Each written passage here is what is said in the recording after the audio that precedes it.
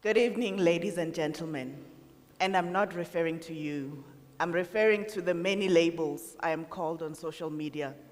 A weirdo, ubafo, simply because I have hair on my face. And I'm not here to tell you or teach you about Hirsutism. I'm not a medical doctor, but I'm a woman with a rebellion of roots that lie deep within.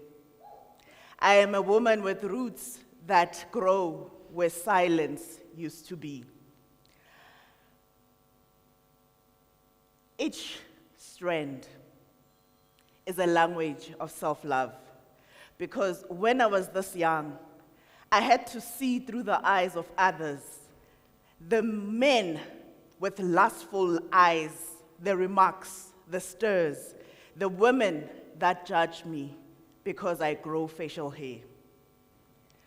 Who decides what beauty is? Why do they judge me by someone else's standards?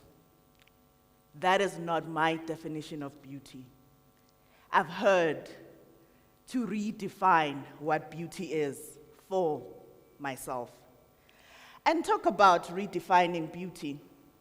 We talk about diversity, we talk about inclusion. Again, another buzzword. A word that belongs to a policy, but we don't sit around the table and each one tells a story. They share their scar.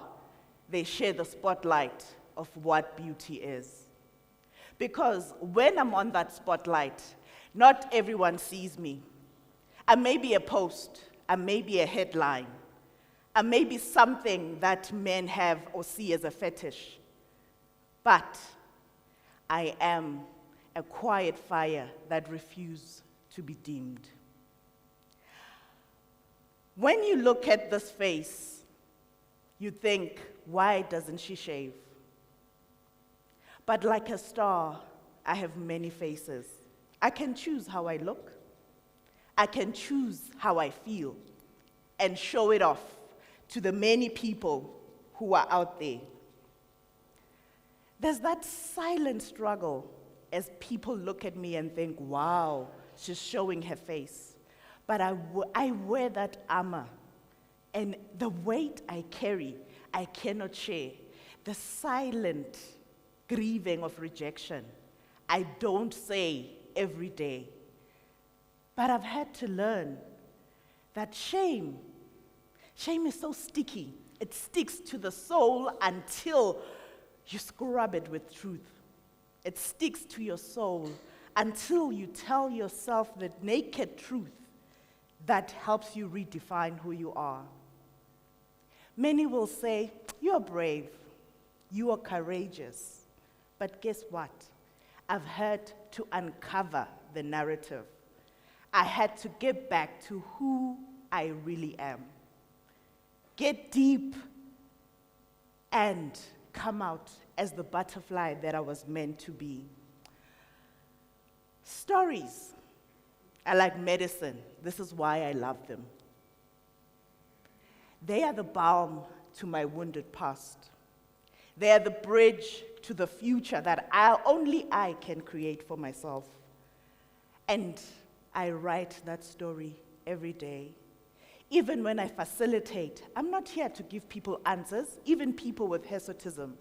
I'm here as the mirror that reflects your light and your shadow. I need to stand tall because I can't shrink myself. In every story that I tell myself, it is that language of self-love, that whisper silently telling me, you are worth this. You deserve to exist. Even when I host radio shows, I hold conversations, I use music that is motivational, that is inspiring, that helps people listen somewhere out there and think, this is healing. Because you see, my healing is not just for me. It is a rhythm that drums in my bones. It is urging me to dance even when everyone is watching. It is a walk, a path with people that have walked before me, a bloodline that gave me this.